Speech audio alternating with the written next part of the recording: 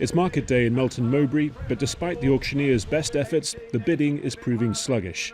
For the farmers, disappointment and dark talk of a recent free trade deal signed with New Zealand.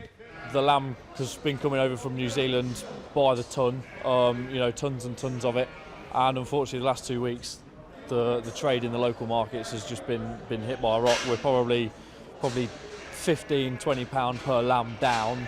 It's the kind of trade deal Britain's government sold as a potential benefit of Brexit, freeing the country from the shackles of the European Union. Most of the farmers here tell us they still support the UK's withdrawal, that business on the whole has held up well. Some, off camera, say they regret their vote, missing EU subsidies and easier access to the European single market.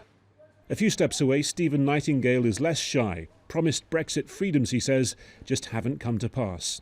I voted to leave, and I must say I've sort of wavered a bit, really. You know, I think if I knew what I know now, I'd have probably voted to stay in, really.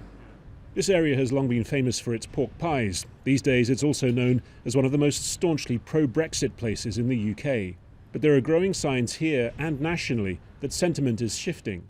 One survey this month suggests nearly 2/3 of Britons support a second referendum in the coming years on rejoining the EU. Another, that 1 in 3 supporters of the Conservative government voted in on its slogan, "Get Brexit Done," believe Brexit has caused more problems than it's solved.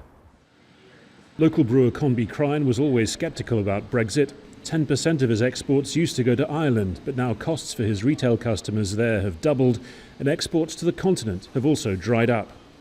Right now, where we might ship, 10,000 or 20,000 beers at a time into Europe, the paperwork, the fixed costs are really making our beers uncompetitive. But even if Brexit regret is starting to trend higher, neither the government nor the main opposition Labour Party is going anywhere near the political risk of a second referendum, when Brexit as an issue has dropped down the list of voters' concerns. More people think Brexit has been bad for the economy, more people are saying Brexit was a bad idea, but the salience of Brexit has dropped markedly since those sort of days of 2019 when it was all anyone could think or talk or argue about.